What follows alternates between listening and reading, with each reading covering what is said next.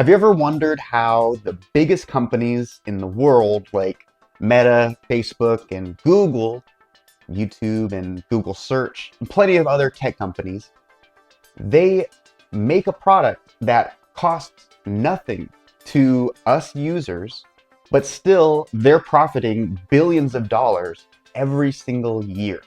I think we all know where the money's coming from. Ads, us looking at the site. But it goes a little deeper than that.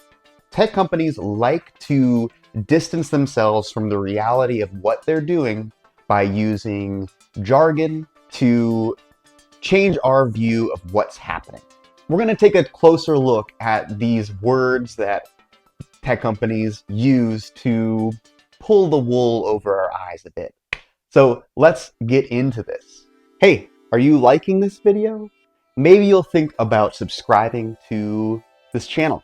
It really helps me out. It helps me get on the good side of the YouTube algorithm, which right now we're trying to do. I would appreciate it if you would go ahead and like and subscribe. Thank you so much. Let's get back to it. First one is attention economy. This is how these companies make all this money, is from the attention of their users. And, you know, I think that makes a little bit of sense. So you're interested in the content that's provided by these services, so you go ahead and view them.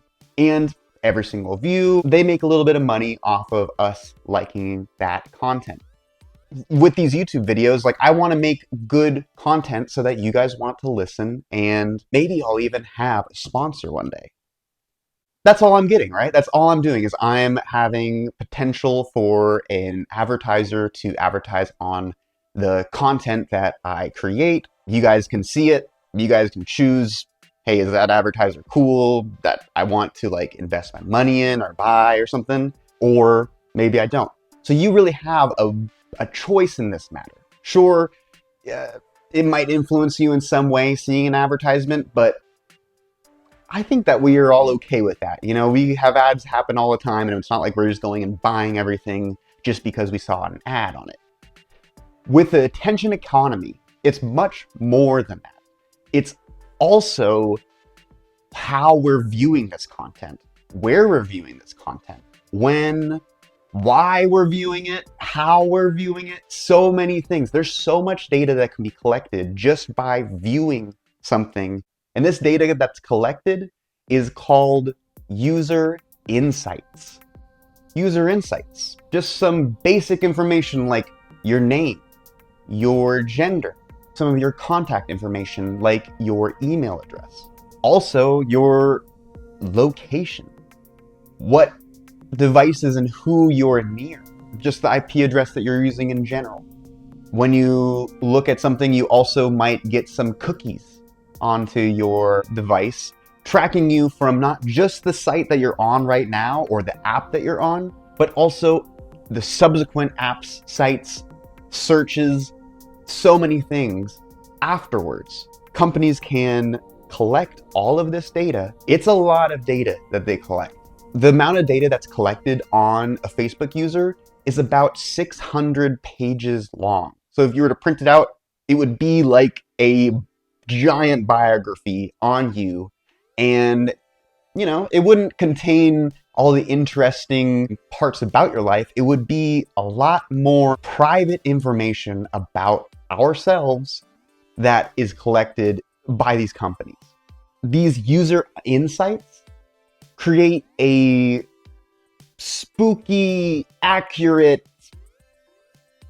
hull of a shell of who you are based off of quite a bit of information.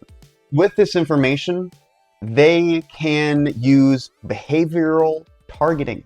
You basically just give a bunch of information to this machine learning algorithm, and it can spit out a good answer. No one necessarily knows how this is all happening. It's just based off of a lot of data and making predictions off of that data.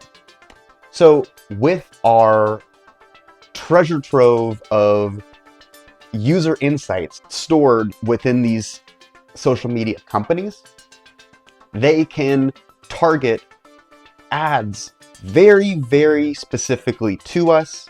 And they can also use this information to figure out how to keep us on our devices for longer. What's interesting about this is that we might not even like the tools that are being offered by the social media. For example, Reels. Reels are not a fun, interesting, good use of time. And most people that I talk to, anecdotally, they think that too. However, it's very captivating to us humans.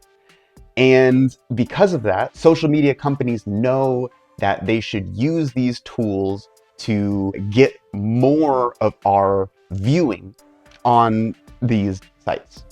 So basically, yeah, social media uses all this data they collect on us to advertise to us.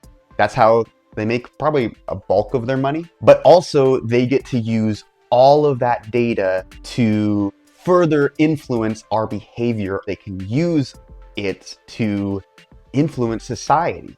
I think we all kind of know it's scary, but it's okay because we signed the terms of service. Terms of service reminds me of like, you gotta be this tall to ride this ride.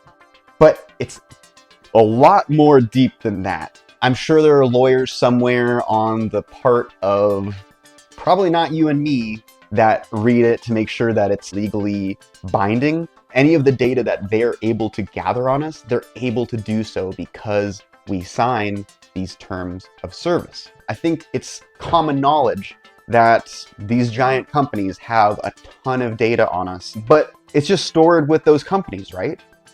There's no way that a bad actor would be able to access all of this data, right? Wrong. All the data is not completely secure. Data breaches. This is what companies call losing all of this private information about all of us to people with criminal intent around the world. Data breaches. It doesn't even sounds like some type of thing you wear phishing. So just think like all this data that we're signing away to be stored with these companies making billions and billions of dollars off of it. Someone could simply hack their system and take all of that information from them.